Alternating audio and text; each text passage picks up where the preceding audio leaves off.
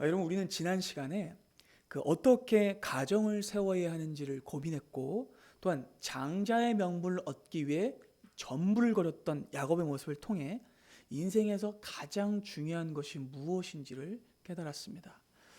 그날의 사건을 통해 우리는 오직 하나님만이 생명의 주인 되심을 함께 고백했죠. 자, 여러분, 정말 우리의 생명은요, 눈에 보이는 것이나 먹을 것으로 정해지지 않습니다. 우리의 생명은요, 우리에게 달려있지도 않아요. 우리의 생명은 오직 하나님께만 달려있고, 예수님만이 우리에게 생명을 주시는 생명의 떡이십니다. 그렇게 지난 시간 우리는 이 언약 가정 안에 일어났던 일생일대 사건을 장자의 명분이라는 주제 안에서 함께 살펴봤어요. 그런데 이 아브라함 가문의 이야기가 이렇게 진행되는 중에 좀 이상한 점이 하나 있어요. 지금 진행되는 이야기의 흐름이 연대기적이지가 않아요. 그러니까 시간의 흐름대로 이끌어져 가지 않습니다. 여러분 보세요. 바로 앞장인 이 25장에 아브라함의 죽음이 등장했었죠. 아브라함의 죽음 바로 이후에 등장한 게 어떤 사건이었죠? 에서와 야곱의 출생 장면이었어요. 그러니까 20년을 건너뛰었다는 얘기입니다. 그리고 그 이후엔 또 어떤 일이 있었죠? 또 십수년을 건너뛰어서 아이들이 장성하고 장자의 명분을 매매하는 사건이 등장했었죠. 그렇게 여러분 본문은요, 순식간에 몇십 년을 훅훅 뛰어넘어요. 그러니까 그러다 보니까 이삭의 생애는 별로 안 나오는 거예요. 그렇죠? 그리고 곧바로 다음 세대인 야곱과 에서 세대로 금방 넘어갔어요. 그런데 여러분 오늘 본문이 이 26장에 등장하는 사건은요, 과거의 이야기예요. 아무리 봐도 이 사건은요, 야곱과 에서가 태어나기 전에 일어난 사건이었어요. 왜냐하면 만약에 그에게 아들이 있었다면 아내 리브가를 누이라고 속일 필요가 없잖아요. 그렇죠, 여러분. 그러니까 바로 앞장에서는 빠르게 건너뛰었던 시계가 다시 앞으로 감아져서 과거의 이야기가 등장한다는 겁니다. 여러분, 성경은 이렇게요, 시간적 흐름을 따르지 않고 이야기를 진행할 때가 제법 있어요. 그런데 바로 이런 지점 때문에 자유주의 신학자들이나 불신자들이나 성경을 싫어하는 사람들은요, 성경을 비난해요. 에이, 성경 아무렇게나 쓰였네. 그런데 여러분 정말로 그건요, 무식한 소리입니다. 왜냐하면 성경 이야기는요, 연, 월, 일을 따라 편년체로 쓰인 역사책이 아니기 때문이에요. 성경은요, 신문, 기사나 논문도 아닙니다. 그런 책들과는 전혀 달라요. 성경은요, 구원을 가르치는 책이에요. 그리고 그렇기 때문에 성경은요, 시간의 순서는 가끔 무시해요. 자, 여러분 보세요. 물론 성경도 크게는 시간의 흐름을 따릅니다. 그런데 성경 안에서 제일 중요한 흐름은 뭐냐면 시간의 흐름이 아니라 주제의 흐름이에요. 뭐라고요? 주제의 흐름. 그래서 때때로 시간을 앞뒤로 왔다 갔다 하는 거예요. 여러분 생각해 보세요. 시간적 순서대로 보면은 아브라함이 죽은 게 제일 먼저 있었던 일이고, 오늘 본문 사건이 그 다음이고, 그리고 야곱과 에서가 태어나는 게 그 다음 사건이잖아요. 그렇죠? 그런데 성경은 순서를 바꿔서 이 세 번째 사건이 두 번째가 아니라 이 세 번째 사건이 이렇게 된다는 거죠. 이렇게. 그렇죠? 그러니까 여러분, 왜냐하면 주제를 이어가기 위해서예요. 보세요. 장례 사건 직후에 출생 사건이 등장해야만 하나님이 생명의 주인이시라는 주제가 이어지는 거예요. 이해가 되시죠? 아브라함이 죽은 장면 이후에 곧바로 리브가가 아이를 베는 장면이 등장해야만 하나님의 약속이 끊어지지 않고 이어진다는 주제가 드러나요. 물론 20년이라는 기간이 있었지만 이해가 되시죠, 여러분? 그러니까 주제의 강화를 위해서라는 거죠. 그렇기 때문에 리브가가 임신하는 장면이 바로 있었는데, 또 임신하는 중에 굉장히 중요한 사건이 벌어지죠. 어때요? 그들의 복중에서 싸우고 하나님의 예언과 신탁이 등장하죠. 그리고 그 아이들이 갈라진다는 예언이 등장하잖아요. 그러니까 그 다음 이야기로 넘어가지 않고 이 아이들이 실제로 갈라지는 장면을 보여줘야 하기 때문에 또 몇십 년을 지나가는 거예요. 이해가 되시죠? 그래서 예언대로 실제로 야곱과 에서가 갈라지는 장면, 이 장자의 명분을 매매하는 장면이 바로 등장하는 거죠. 자, 그렇게 본문은요, 시간의 흐름이 아니라 주제의 흐름을 따르고 있습니다. 그래서 여러분, 이런 기법은요, 우리가 즐기는 영화나 드라마에도 자주 등장해요. 여러분 생각해 보세요. 모든 영화나 드라마가 무조건 등장인물이 애기였을 때부터 시작해요? 아니죠. 예.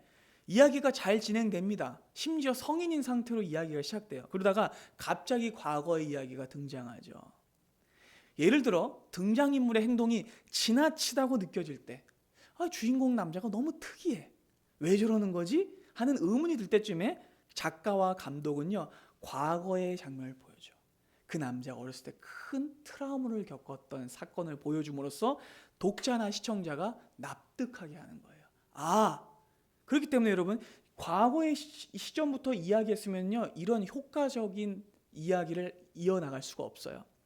이렇게 서사를요, 효과적으로 전달하기 위해서 때때로 작가들과 감독들로 이렇게 이야기의 시간적 순서를 섞는 거죠. 저처럼 성경도요, 이렇게 주제를 이어가고 메시지를 강화하기 위해서 시간적 흐름을 섞는 거예요. 이해가 되시죠? 자, 여러분, 그래서 우리가 오늘 만나게 된 사건도 사실은요, 주제를 따라가고 있어요. 그리고 이 주제는 무엇이냐면, 자, 앞장인 25장에 야곱과 에서가 갈라지는 장면이 등장해요. 그렇죠? 그리고 이 26장 바로 뒤에 있는 27장에도 실제로 야곱과 에서가 축복을 받고 갈라진 장면이 등장해요. 그러니까 오늘 이 본문 사건 앞뒤로 두 아들이 갈라지는 사건이 등장한다는 거죠. 그러니까 두 아들이 무엇으로 갈라져요? 불신앙과 신앙으로 갈라진다는 거죠. 그렇기 때문에 오늘 본문도 그 불신앙과 신앙이라는 주제로 이 흐름을 이어가고 있는 거예요. 자, 보세요. 에서는 불신앙의 사람이죠. 그렇죠? 야곱은 뭐예요? 신앙의 사람이죠. 그런데 매우 흥미롭게도 오늘 본문에 등장하는 이삭에게는 이 두 가지 모습이 다 있어요. 그러니까 에서의 모습이 이삭에게 있고 야곱의 모습이 이삭에게 또 있어요. 여러분 보세요. 이삭은요, 흉년이 들자 먹을 것을 찾기 위해 장막을 떠나요. 자, 보세요. 누구랑 닮았어요? 장막을 떠나서 늘 밖에 나가 살았던 에서와 닮았죠. 그렇게 에서의 모습이 이삭에게도 있는 거예요. 그런데 여러분 보세요. 야곱의 모습도 이삭에게 또 있어요.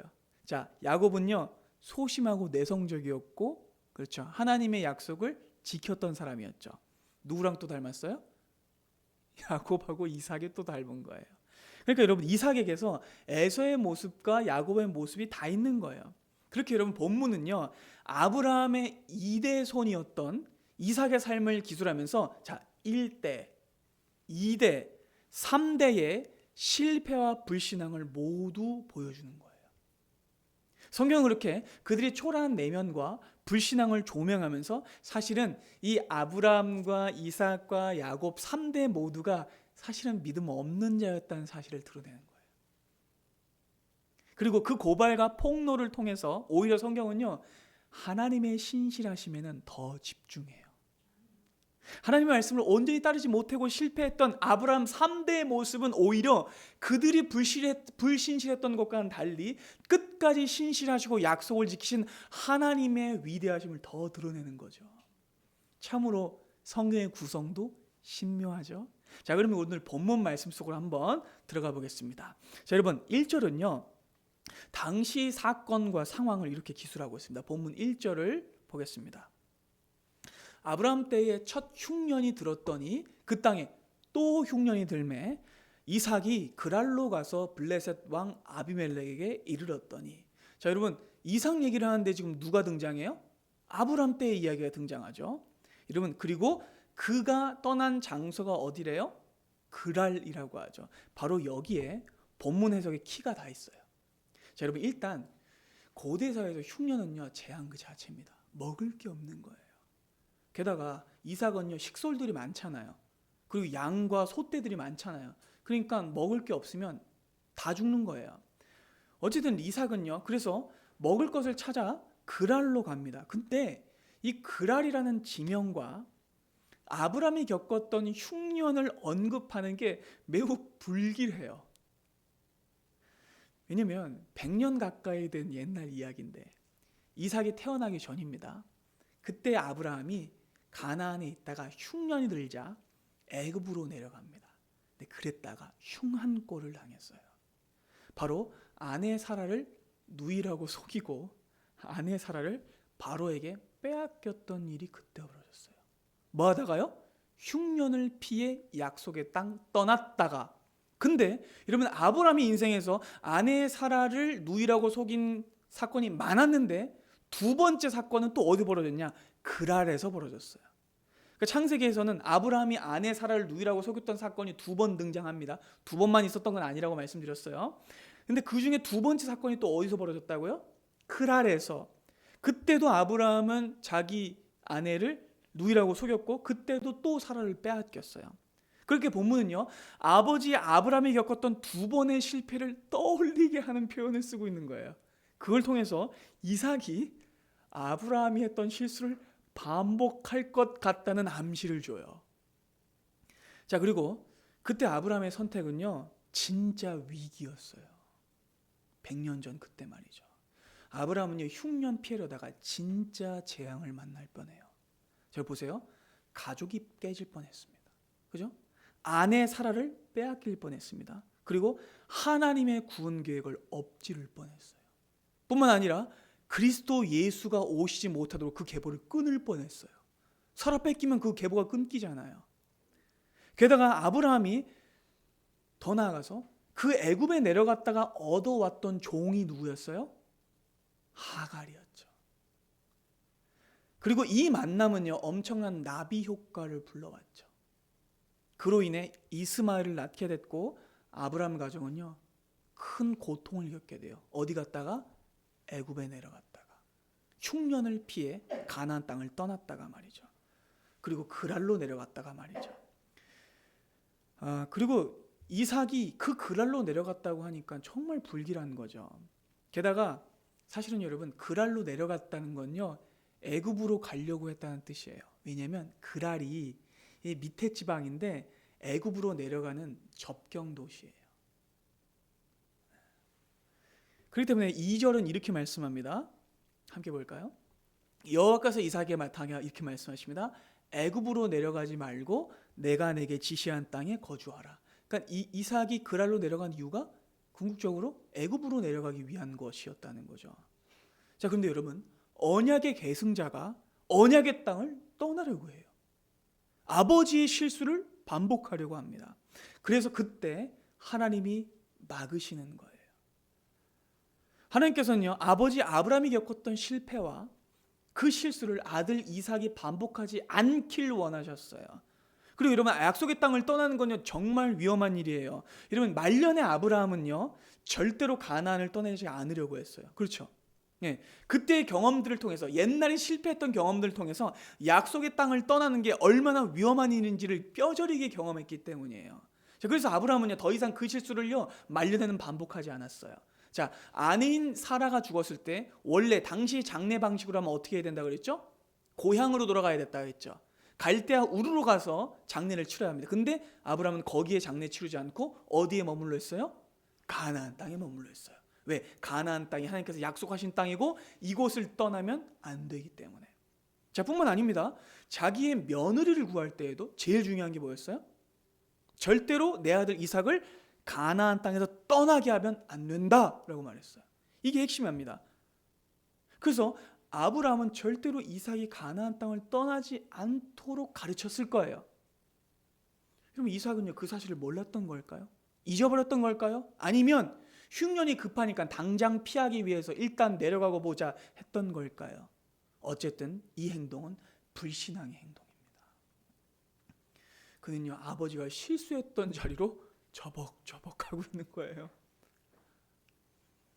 근데 하나님께서는 이삭이 그 실수를 하길 원하지 않으시잖아요. 그래서 그를 직접 막으시고 이렇게 말씀하시는 거예요. 그리고 여러분, 놀랍게도 바로 이 지점에서 우리는요, 이삭에게 하나님께서 주신 그 말씀이 사실은 그 옛날 아브라함이 받았던 말씀과 같다는 사실을 알게 돼요. 그러니까 눈에 보이기에는 달라 보이지만 실제로는 같은 말씀이에요. 하나님께서 뭐라고 말씀하세요? 내가 너에게 지시한 땅에 거주하라. 자, 여러분, 옛날에는 아브라함에게 뭐라고 말씀하셨어요? 떠나라. 그리고 그 약속의 땅에 가라. 근데 지금 이삭은 어때요? 그 땅을 떠나지 말고 거주해라. 그러면 이것이 축복의 비결이에요. 하나님께서 명령하신 곳에 가고 하나님께서 명령하신 곳에 머무는 것, 그것이 구원입니다. 그리고 여러분, 바로 이 지점에서 신앙, 1대의 사명과 신앙 2대의 사명이 다르다는 것이 드러나요. 여러분, 아브라함에게는요, 처음 하나님을 믿지 않았던 아브라함에게는요, 살던 곳을 떠나는 것, 세상을 떠나는 것이 구원이었어요. 그러나 아버지 아브라함을 이어받아 약속의 땅에 머물던 이삭에게는요, 구원이 뭐예요? 그곳을 떠나지 않는 것이 구원이에요. 깨달으십니까? 그러니까 여러분, 그 이후의 세대에게 주어지는 소명은요, 돌아가지 않고 그 자리를 지키는 것이라는 거죠.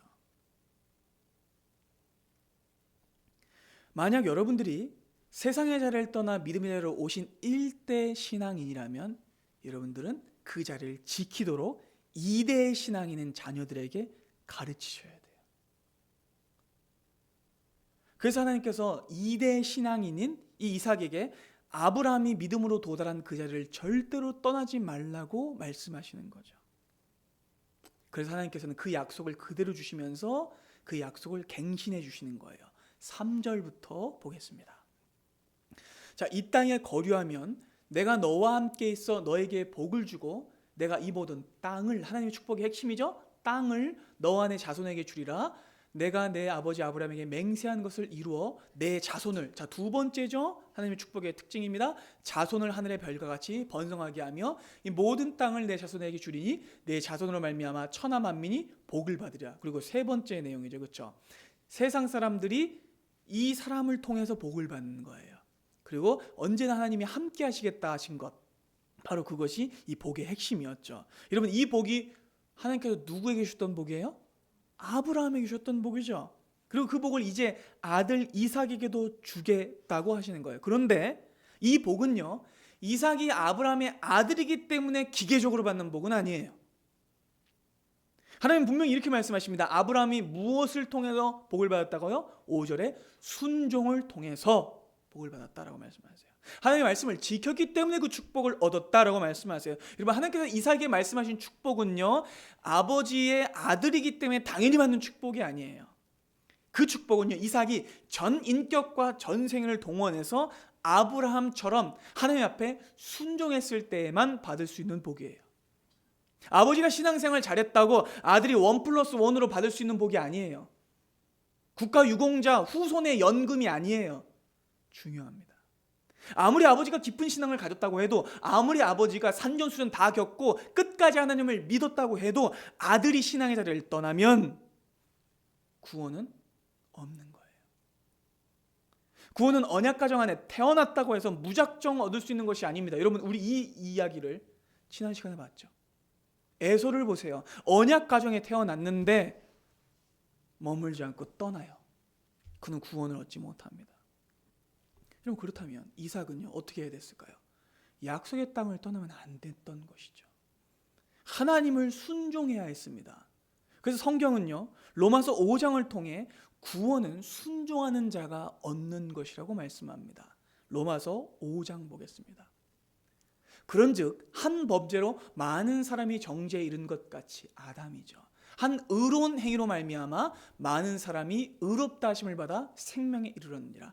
한 사람이 순종하지 아니함으로, 아담이죠, 많은 사람이 죄인 된 것 같이 한 사람이 순종하심으로 많은 사람이 의인이 되리라. 예수님이시죠. 예수께서 순종하셨기 때문에 우리에게 구원이 이루어진 거예요. 여러분, 이 진리를요, 예수께서는 실제로 그의 삶을 통해서 보여주셨는데 빌립보서 2장은 이렇게 말씀합니다. 함께 봅니다. 그는 근본 하나님의 본체이시지만 하나님과 동등됨을 취할 것으로 여기지 않으시고 자기를 비워 종의 형체를 가지사 사람들과 같이 낮아지셨어요. 그리고 사람의 모양으로 나타나사 자기를 낮추시고 죽기까지 순종, 복종하셨고 십자가에 죽으셨습니다. 그랬기 때문에 하나님께서 11절 예수 그리스도를 주라시나여 하나님 아버지께 영광을 돌리게 하신 거예요. 그러니까 구원의 방법은요, 그냥 기계적으로 하나님께서 말하신 행동을 그냥 따라가는 게 아니라 하나님의 말씀을 온전히 따르는 참된 순종입니다. 자, 그렇다면 여러분, 이 약속의 말씀을 들었던 이삭은요, 어떻게 해야 했을까요? 사실은 그랄도 떠나야 했어요. 그렇죠, 여러분? 그랄을 떠나서 아버지 아브라함이 자주 머물던 헤브론이나 세겜이나 베델, 그리고 부엘라 헤로이, 이런 데로 다시 갔어야 했어요. 물론 그랄도 가나안 지역에 속하기는 해요. 하지만 그곳은 분명 접경 지역이고 애굽으로 언제든 내려갈 수 있는 곳이에요. 그러니까 영적으로 말하면 이 그랄 지방은 차지도 않고 뜨겁지도 않은 어중간한 지대라는 거죠. 그러니까 약속의 아들이 어중간한 지대에 걸쳐 있는 거예요. 그리고 이런 무엇보다 이 그랄은요, 아버지 아브라함이 엄청난 실수를 했던 땅이잖아요. 심지어 이삭이 자기 어머니를 잃어버릴 뻔했던 곳이잖아요. 자기가 태어나지 못할 뻔했던 곳이잖아요. 그럼 거길 떠나야 했습니다. 애굽이 아니라고 방심하면 안 됐던 거예요. 그러니까 여러분, 하나님께서 이삭에게 원하신 건요, 가나안 지역만 안 벗어나는 게 아니었어요. 하나님께서 원하신 것은요, 자기 가문 전체의 생존을 하나님께 맡기는 거였습니다. 자기 생명이 하나님께 있음을 고백하는 거였어요. 이 흉년도 하나님께서 지나가게 하시고 내 생명과 우리 가족 전체의 생명도 지켜주실 것을 믿는 것을 하나님께서 원하셨던 것이죠. 그런데 이삭은요, 순종하는 것처럼은 보여요. 그런데 절반만 순종하는 거죠. 하나님이 지시한 땅에 머물기만 하자, 애굽만 안 가면 되지라는 마음을 가지고 있었던 것이죠. 그러니까 신앙과 불신앙이 섞여 있는 거예요. 그렇게 어중간한 상태의 이삭은요, 결국 바보 같은 결정을 하고 맙니다. 7절 봅니다. 자, 그랄 사람들이 물어봐요. 그의 아내에 대해서 너무 이쁘니까. 그가 말하기를 그를 내 누이라 합니다. 왜냐하면 리브가는 보기에 너무 예뻐서 그곳 백성들이 리브가로 말미암아 자기를 죽일까 하여 그는 내 아내라 하기를 두려워함이었더라. 여러분, 어떤 표현과 동사가 눈에 띄세요? 두려워함이었더라. 이러면 이삭은요, 하나님을 믿지 못했던 거예요. 두려워하잖아요. 그들은요, 하나님을 믿은 것이 아니라 그랄 사람들을 두려워해요. 그래서 거짓말을 하죠. 그렇게 이삭은요, 아버지 아브라함이 했던 실수를 그대로 닮아요. 부전자전. 아버지 아브라함이 했던 거짓말을 똑같이 해요. 지 살려고 아내를 누이라고 속입니다. 우리는 바로 이 지점에서 치명적인 악의 고리와 죄의 유전을 봅니다. 이삭도 아버지 아브라함이 그랬던 것처럼 하나님의 약속을 믿지 못했어요. 자기의 생명을 스스로 지키려고 했어요. 그렇죠? 그리고 아니나 다를까 당연히 위기가 등장하죠. 8절 보겠습니다. 이삭이 거기 오래 거주하였더니 이삭이 그 아내 리브가를 껴안은 것을, 실제적으로 껴안았다고 말해요. 근데 단순히 껴안은 게 아니라 좀 아주 끈적하게 진한 스킨십을 했다는 뜻이에요. 블레셋 왕 아비멜렉이 그걸 또 창으로 내다본 거예요. 이때까지는, 그날까지는 잘 속여왔는데 그날따라 이상하게 그랄 왕 아비멜렉이 둘이 껴안고 있는 걸 목격한 거예요. 여러분, 일단 잠깐, 아비멜렉이라는 이름은요, 왕호예요. 왕호. 그러니까 파라오 그랬던 것처럼, 황제 이런 것처럼 왕의 이름이 아비멜렉이에요. 자, 어쨌든 이 아비멜렉이 둘의 이 끈적한 스킨십을 목격을 한 거죠. 아니, 사생활 침해 아니냐라고 할 수 있을 텐데, 여러분 다음 구절을 보면 아비멜렉이 그 장면을 목격한 게 하늘이 도운 것임을 알 수 있어요. 자, 9절부터 봅니다. 이 아비멜렉 이삭을 곧바로 불렀어요. 그리고 그가 분명히 말씀합니다. 그가 분명히 네 아내건을 어찌 내 누이라 하였느냐? 그저 이삭이 대답하죠. 내 생각에 그로 말미암아 내가 죽게 될까 두려워하였음입니다. 아비멜렉이 말합니다. 네가 어찌 우리에게 이렇게 행하였느냐? 백성 중에 하나가 네 아내와 동침할 뻔하였도다. 그리고 네가 죄를 우리에게 입혔으리라.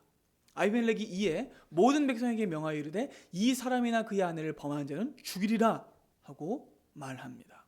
자, 여러분, 아비멜렉은 지금 뭐라고 말하냐면 우리 백성 중에 하나가 너의 아내와 동침할 뻔했다고 말하는데, 그 말인 즉슨 실제로 누군가가 리브가를 덮칠 것이라는 계획을 그가 들었고 그 일이 곧 벌어질 뻔했다는 뜻입니다. 그래서 아비멜렉이 이삭의 동태를 주시하고 있었던 것이죠. 어쩌면 데려오게 했을 수도 있죠. 그렇죠? 그러니까 그날 만약 이삭이 리브가를 껴안고 있는 모습을 아비멜렉이 못 봤다면 실제로 끔찍한 사달이 날 뻔했다는 겁니다. 아비멜렉은요, 그래서 강하게 책망하면서 이렇게 말해요. 진짜 우리가 못 봤으면 일 났을 거다. 살해보란 말이죠. 그리고 그 즉시 아비멜렉은요, 온 나라에 명령을 내립니다. 이삭의 아내 리브가 건드린 놈은 죽는다. 왕의 옥새를 찍어가지고 명령을 내려요. 그렇게 여러분 이삭은요, 큰 위기를 넘기게 됩니다. 그런데 참으로 신기하게도 이 사건은요, 약 100년 전 혹은 70년 전 아버지 아브라함이 겪었던 사건과 매우 유사하다는 거예요. 거의 비슷해요. 자, 20장으로 한번 가보겠습니다. 아버지 아브라함의 사건입니다. 아브라함이 거기서 네게브 땅으로 옮겨가 가데스와 술 사이에 있는 그랄에 거류하며 그의 아내 사라를 뭐라 불러요? 자기 누이라고 합니다. 그리고 그때 그랄 왕 아비멜렉이 사람을 보내서 사라를 데려갑니다. 자, 그냥 데려갔을까요? 결혼 지참금 온갖 금, 폐물 다 받았을 거예요. 그렇죠? 왕의 후궁으로 드리려면 그렇게 해야 돼요.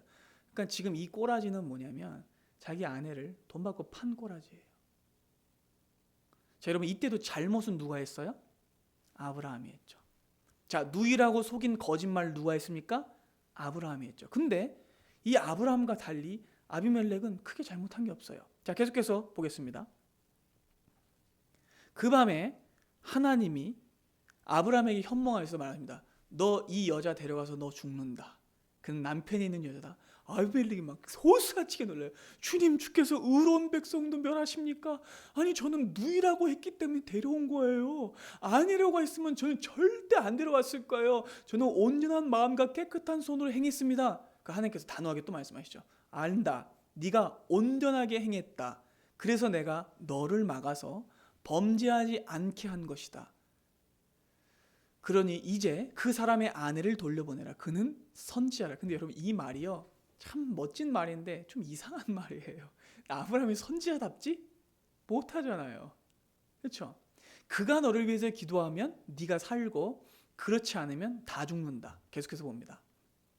아비멜렉 그날 다음 아침 일어나서 모든 종들 다 불러서 혼을 냅니다. 야, 이 녀석들아, 아내가 아내인 사람을 데려오면 어떡하냐? 하나님께서 어제 나에게 나타나서 너 죽는다고 말씀하셨다. 큰일 났다. 빨리 아브라함 불러와라. 이렇게 얘기해서 아브라함 불러와요. 그러니까 아브라함이 오죠. 뭐랍니다. 어찌하여 우리에게 이렇게 했느냐? 우리가 무슨 죄를 저질렀길래 나와 내 온 나라가 큰 죄에 빠질 뻔하게 하였느냐? 라고 말하니까 아브라함이 이렇게 말해요. 여기는 하나님을 두려워하는 사람이 없기 때문에 내 아내를 뺏고 나를 죽일까 봐 생각했습니다. 또 그는 내 누이입니다. 또 지금 또 그 얘기하는 거 봐요. 정말 초라합니다. 그리고 여러분 13절 보세요. 하나님이 나를 내 아버지의 집을 떠나 두루 다니게 하실 때 내가 아내에게 말하기를 이후로 우리가 가는 곳마다 그대는 나를 그대의 오라비라 하라. 이해되시죠? 가는 데마다 이 소리하고 다녔다고요. 이렇게 말했다는 거예요. 자, 계속해서 봅니다. 아비멜렉이 양과 소와 종들을 이끌어, 그러니까 여러분 아비멜렉이 2번이나 엄청난 재물을 준 거예요. 처음에 사라를 데려오기 위해서 결혼지참금으로 엄청난 돈을 주고, 그리고 자기가 실수했던 걸 알고 또 엄청난 돈을 준 거예요. 그러니까 아브라함은 지가 잘못했는데 엄청난 돈을 벌게 된 거예요. 이게 무슨 일입니까? 정말 신기한 일이죠. 돌려보내죠. 그리고 아브라함이 하나님께 기도했을 때 아비멜렉과 그의 아내와 여종을 치료하사 출산하게 됐어요. 그러니까 하나님께서 그 가정의 생명을 막으신 거죠. 자, 이런 사건이 벌어졌던 것이죠. 그럼 두 사건이 이렇게 닮아 있습니다. 신기할 정도로 닮아 있어요. 그리고 여러분 이 사건에는요, 대조가 분명히 있는 것도 똑같아요. 자, 아브라함과 이삭은 둘 다 거짓말합니다. 아브라함과 이삭은 둘 다 아내를 못 지킵니다. 반면 두 명의 아비멜렉이 등장하는데 두 명의 아비멜렉은 진실해요. 거짓말 안 했어요. 그리고 두 명의 아비멜렉은 오히려 남의 아내를 지켜줍니다. 그리고 옛날의 아비멜렉은요, 똑같이 아비멜렉을 책망했죠. 자, 지금의 아비멜렉도 이삭을 책망합니다. 그리고 그 결과 이 사건을 보면 언약 백성의 수치가 드러나요. 창피하죠. 하나님을 믿는 사람들이 더 부정직한 거예요. 하나님을 모르는 사람이 오히려 정직한 거예요. 게다가 더 창피한 점은요, 하나님을 믿는 사람이 믿지 않는 사람에게 꾸중을 들어요. 참담한 지점입니다. 여러분 보세요. 하나님께 선택받은 아브라함과 이삭은요, 어떤 직분을 가진 사람이에요? 세 직분 뭐예요? 선지자, 제사장, 왕의 직분을 가지고 있죠. 근데 이렇게 존귀한 직분을 가지고 있는 사람이 거짓말합니다. 자기 생명 지키기에 급급합니다. 자기 아내도 못 지키고 불신자에게 책망을 받아요. 아비멜렉은 이 말을 하죠. 10절을 보면 아비멜렉이 이렇게 말합니다. 네가 어찌하여 우리에게 이렇게 행하였느냐? 백성 중 하나가 네 아내와 동침할 뻔하였도다. 네가 죄를 우리에게 입혔으리라. 자, 여러분 아비멜렉이 뭐라고 꾸짖어요? 우리가 죄를 짓게 할 뻔했다라고 말하죠. 세상에. 여러분 정화시키는 자가, 죄에서 돌아오게 하는 자가 오히려 죄를 짓게 할 뻔합니다. 충격적인 지점이죠. 말로 표현할 수 없는 수치입니다. 여러분 정말로요, 성도가 자기 역할을 제대로 감당하지 못하면 세상이 죄 속에 빠지게 돼요. 이 말씀은 우리에게 엄청난 경계가 됩니다. 등골이 서늘해지는 지점이에요. 정말 정신 똑바로 차려야 합니다. 그렇게 이삭은요, 아버지 아브라함처럼 이 그랄 사람들이 죄를 짓게 할 뻔했어요. 하지만 하나님이 지켜주셨기 때문에 이삭은요, 큰 죄를 저지르지 않게 됩니다. 자, 아비멜렉은 이어서 온 나라에 이삭의 안전을 보장하는 어명을 내리죠. 그렇다면 여러분 제가 묻겠습니다. 그럼 이 사건이 정말 아비멜렉이 이삭을 보호한 사건인가요? 아닙니다. 이 사건은 누가 보호하신 거예요? 하나님이 보호하신 거죠. 언뜻 보기에는 아비멜렉이 왕명으로 지켜준 것 같아 보입니다. 하지만 하나님이 해결해 주신 거예요. 본문의 진짜 대조는요, 이삭과 아비멜렉의 대조가 아니에요. 진짜 대조는요, 이삭과 하나님의 대조예요. 이삭은 어땠습니까? 불신실했습니다. 약속을 어겼습니다. 의심했습니다. 그러나 하나님은 어떻게 하세요? 약속을 지키십니다. 의심하지 않으십니다. 끝까지 보호하십니다. 그러니까 이삭의 보호받음은요, 세상 왕의 어명 때문이 아니라 하나님의 어명 때문이에요. 하나님께서는 뭐라고 약속하셨습니까? 아브라함과 이삭에게 이렇게 약속하셨죠. 너를 축복하는 자에게는 복을 내리고 너를 저주하는 자에게는 저주하리니 땅의 모든 족속이 너로 말미암아 복을 받을 것이다. 바로 그 약속 때문에 이삭이 보호받은 거예요. 아비멜렉 때문이 아닙니다. 하나님께서는 이삭의 잘못과 실수와 수치에도 불구하고 그의 수치를 덮어주세요. 왜요? 하나님이 구원의 맹세를 하셨기 때문에. 하나님이 이삭을 지키고 보호하신 이유는 그가 잘나서가 아니었어요. 그에게 무슨 조건이나 대단한 능력이 있어서가 아니었습니다. 그것은 오직 하나님의 어명 때문이었습니다. 하나님의 맹세 때문이었습니다. 하나님의 약속 때문이었습니다. 왜냐하면 이삭과 리브가를 보호하셔야만 메시아의 계보가 보호될 수 있고, 이삭과 리브가를 보호하셔야만 그리스도께서 이 땅에 오실 수 있기 때문입니다. 그리고 이삭과 리브가를 보호하셔야만 하나님의 명예가 지켜져요. 그래서 이삭은 하나님의 어명 때문에, 하나님의 약속 때문에 보호받은 거예요. 그러면 그 옛날 아브라함도 똑같아요. 하나님의 약속 때문에 보호받은 거예요. 이삭도 하나님의 약속 때문에 보호받은 거예요. 그리고 우리도 하나님의 약속 때문에 보호받습니다. 여러분, 우리는 이 말씀을 통해서 부전자전, 똑같이 잘못하고 똑같이 수치를 당한 한 부자를 만났습니다. 아버지 아브라함과 아들 이삭이죠. 이 부자는요, 거짓말하고 속였으며 똑같이 비겁하게 굴었습니다. 그래서 죽을 뻔했죠. 하지만 그럼에도 불구하고 이 두 부자는요, 안전할 수 있었습니다. 왜냐하면 약속을 믿지 못했던 이 부자들과는 달리 약속을 지키신 한 부자가 있었기 때문입니다. 그 부자는요, 거짓말하지 않으시고 속이지 않으셨으며 언제나 진실하셨어요. 그리고 그 부자는 바로 아버지 하나님과 아들 예수님입니다. 그 부자가 있기 때문에 우리에게도 지금 소망이 있는 거예요. 땅의 부자 아브라함과 이삭은요, 당장에 먹을 것만 찾고 약속을 소홀히 여겼지만 하늘의 부자이신 아버지 하나님과 아들 예수님은요, 영원을 위해 일하셨어요. 약속을 끝까지 지키셨어요. 아브라함과 이삭은 땅의 그 부자들은요, 거짓말만 했어요. 자기만 살려고 했어요. 하지만 하늘의 부자이신 하나님과 예수님은요, 그 누구도 속이지 않으셨어요. 진실하셨고 오히려 그 생명을 우리에게 주셨죠. 여러분, 예수께서는요, 하늘 부자가 어떤 분이신지를 이렇게 알려주셨습니다. 요한복음 5장입니다. 자, 여기서 하늘 부자가 등장하죠. 예수께서 그들에게 이르시되 내 아버지께서 이제까지 일하시니 나도 일한다. 아버지가 일하시고 아들도 일하시는 거예요. 부전자죠. 그렇다면 여러분, 이 일은 어떤 일일까요? 계속해서 19절부터 볼까요? 그러므로 예수께서 그들에게 말씀하십니다. 내가 진실로 진실로 너에게 이르노니, 또 아들과 아버지가 등장하죠. 아들이 아버지께서 하시는 일을 보지 않고는 아무것도 스스로 할 수 없나니 아버지께서 행하시는 그것을 아들도 그와 같이 행하느니라. 아버지께서 아들을 사랑하사 자기가 행하시는 것을 다 아들에게 보이시고 또 그보다 더 큰 일을 보이사 너희로 놀랍게 여기게 하시리라. 아버지께서 뭐 하시나요? 죽은 자를 일으켜 살리심 같이 아들도 자기가 원하는 자들을 살리시는 거예요. 이 부자는요, 살리는 부자입니다. 그리고 그 일은 자기 목숨을 주시는 일이에요. 구체적으로 요한복음 10장 보겠습니다. 예수께서 이렇게 말씀하시죠. 아버지께서 나를 아시고 내가 아버지를 아는 것 같으니 나는 양을 위하여 목숨을 버리노라. 그러니까 여러분, 하늘 부자께서 하시는 일은요, 그렇게 목숨을 버리는 일입니다. 자기 목숨을 지키기 위해 급급한 일이 아니에요.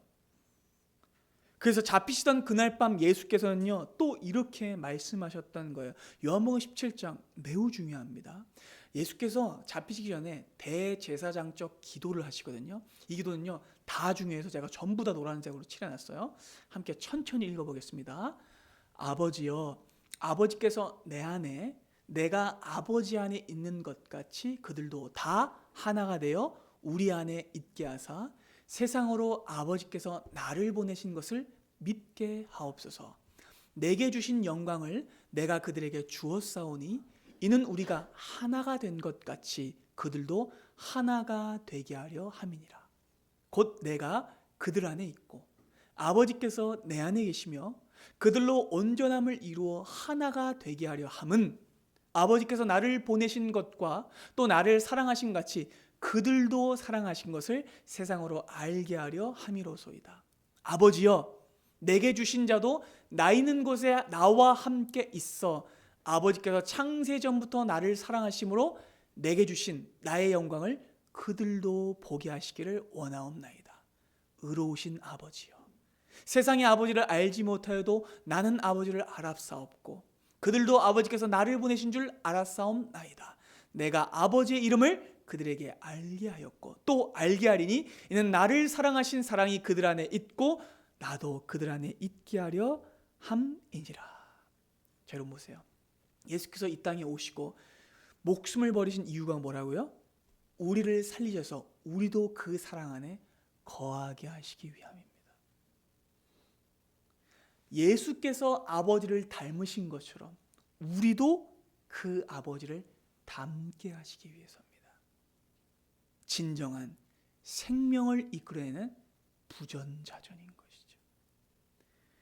여러분, 예수께서 목숨을 버리신 이유는요, 우리를 하나님을 닮게 하기 위한 것이라고 로마서 8장은 더 분명하게 이렇게 말씀합니다. 함께 봅니다. 하나님이 미리 아신 자들 또한 그 아들의 형상을 어떻게 해요? 본받게 하시기 위하여 미리 정하셨으니 이는 그로 말미암아 많은 형제 중에서 뭐가 되시게요? 맏아들이. 지난 시간에 봤던 그 말씀이죠.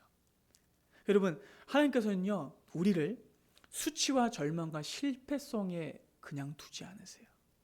우리를 구하셔서 우리가 잘못된 것을 유전하고 닮는 것이 아니라 하늘 아버지를 닮아가게 하세요. 하나님께서 아들 예수님을 닮으신 것처럼 우리도 누구를 닮아요? 그 아들 예수님의 형상을 담게 하시는 거죠. 그래서 예수를 이 땅에 보내신 겁니다. 그러니 사랑하는 여러분, 진정한 맏아들이신 예수 그리스도를 닮아가십시오. 아브라함이 모범이 아니에요. 아브라함 사실 닮으면 안 돼요. 이삭도 닮으면 안 돼요. 그러니까 그가 잘했던 걸 제가 부정하는 게 아닙니다. 그들이 아니라 우리가 진짜 바라보고 믿어야 할 분 누구라고요? 예수님이십니다. 여러분, 오직 예수만이 우리가 닮아야 할 단 한 분이시고, 오직 하늘 아버지만이 우리가 닮아가야 할 유일한 아버지이십니다. 그러니 사랑하는 여러분, 여러분들의 육체의 본성을 따라가지 마시고, 잘못된 유전을 따라가지 마시고, 오직 하늘 아버지만을 신뢰하십시오. 신랑 대신 예수만을 닮아가십시오. 보세요, 여러분. 오늘 본문에서 아브라함과 이삭은요, 자기 목숨을 지키려다가 누굴 잃어버려요? 자기 아내, 자기 신부를 잃어버려요. 그런데 우리 신랑 예수께서는 자기 목숨을 버리셔서 그의 신부된 교회와 우리를 구하셨습니다. 그렇다면 누구를 바라봐야겠습니까? 여러분의 본성 깊이 내재된 불안과 공포, 근심, 염려 내려놓으십시오. 여러분의 생명을 지킬 수 있는 분은 참 신랑 예수 그리스도밖에 없습니다. 그러니 아브라함처럼 불안해하지 마시고, 이삭처럼 두려워하지 마시고 하나님만 신뢰하십시오. 잠언 3장은요, 우리가 진짜로 의지해야 될 것이 무엇인지를 이렇게 가르쳐요. 우리가 많이 만났던 말씀이죠. 잠언 3장 봅니다. 우리 함께 읽을까요? 너는 마음을 다하여 여호와를 신뢰하고 내 명철을 의지하지 말라. 너는 범사의 그를 인정하라. 그리하면 내 길을 지도하시리라. 스스로 지롭게 여기지 말지어다. 여호와를 경외하며 악을 떠날지어다. 자, 이삭이 스스로 지혜롭게 여기고 자기 방법을 쓰고 자기 명철을 의지했을 때 그는 어땠습니까? 다 잃어버릴 뻔했어요. 그러나 예수께서 자기 방법을 의지하지 않고 하나님의 뜻을 온전히 따르셨을 때 우리 모두는 구원받았습니다. 여러분, 하나님의 자녀는요, 인생의 모든 순간에 자기의 명철이 아닌 여호와를 의지해야 합니다. 이것이 진정한 지혜입니다. 여러분, 인생의 흉년이 임할 때, 고난이 닥쳤을 때 어떻게 하시겠습니까? 당장의 것 조금 피하고 그리고 다시 신앙으로 돌아오자 하시겠습니까? 아니요. 계속 흉년이 이어질 겁니다. 그리고 만약에 흉년이 그친다고 하면 그곳을 떠날까요? 안 떠납니다. 다시는 하나님께 돌아오지 못할 수도 있어요. 그러니 사랑하는 여러분, 흉년이 임할 때, 고난에 닥쳤을 때 예수를 바라보십시오. 히브리서 3장은 이렇게 말씀합니다. 함께 읽을까요? 그러므로 함께 하늘의 부르심을 받은 거룩한 형제들아, 우리가 믿는 도리의 사도이시며 대제사장이신 예수를 깊이 생각하라. 그는 자기를 세우신 이에게 신실하시기를 모세가 하나님의 온 집에서 한 것과 같이 하셨으니 그는 모세보다 더욱 영광을 받을 만한 것이 마치 집 지은 자가 그 집보다 더 존귀함과 같으니라. 집마다 지은 이가 있으니 만물을 지으신 이는 하나님이시라. 또한 모세는 장래에 말할 것을 증언하기 위하여 하나님의 온 집에서 종으로서 신실하였고, 그리스도는 하나님의 집을 맡은 아들로서 그와 같이 하셨으니 우리가 소망의 확신과 자랑을 끝까지 굳게 잡고 있으면 우리는 그의 집이라. 아멘. 여러분, 여러분들의 집을 여러분들이 스스로 지킬 수 있어요? 아닙니다. 이삭은요, 스스로 자기 집을 지키려고 했어요. 그러나 아내도 지키지 못했어요. 자기 생명도 지키지 못했어요. 여러분들 스스로가 여러분들의 집을, 여러분들의 인생을, 여러분들의 생명을 지킬 수 없습니다. 그러니 우리의 대제사장이시며 선지자이시며 왕이시며 신랑이시며 아버지이신 예수를 바라보십시오. 그렇게 아버지 하나님과 아들 예수만을 의지하는 자는 그분을 닮아갈 것입니다. 그분을 통해 구원을 얻게 될 것입니다. 바라기는 이 믿음 가지고 또 새롭게 한 주 시작하셔서 하늘 부자와 동행하는 여러분의 삶 되시기를 소망합니다. 기도하겠습니다.